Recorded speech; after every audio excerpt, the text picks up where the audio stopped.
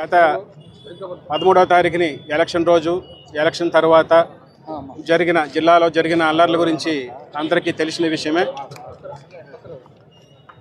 ఫర్దర్గా మళ్ళీ ఇటువంటి సంఘటనలు కౌంటింగ్ రోజు కానీ తర్వాత కానీ ఈ ఫర్దర్గా వచ్చేట ఒక 2-3 వారాల్లో మళ్ళీ ఇటువంటి అల్లర్లు కానీ గొడవలు కానీ జరగకుండా ఉండాలని, ఒకవేళ అటువంటి సంఘటనలు జరిగితే పోలీసు వారి యాక్షన్ ఎలాగుంటుంది అని తెలియచేయటానికి ఈరోజు మన పల్నాడు ఎస్పీ మల్లికా గారి ఐపీఎస్ మేడం గారి ఆదేశాల ప్రకారంగా ఇక్కడ పోలీసు వారు మాక్ డ్రిల్ నిర్వహించడం జరిగింది.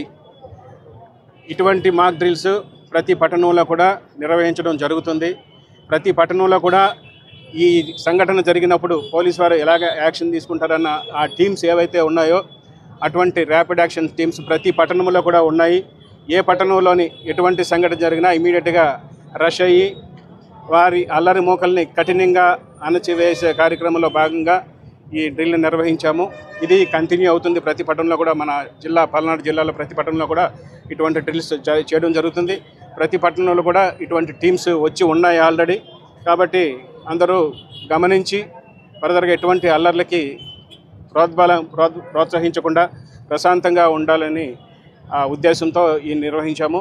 ఇది మా పల్నాడు ఎస్పీ మల్లికా గారు ఐపీఎస్ గారి ఆదేశాల మేరకు నిర్వహించడం జరిగింది. Thank you one and all.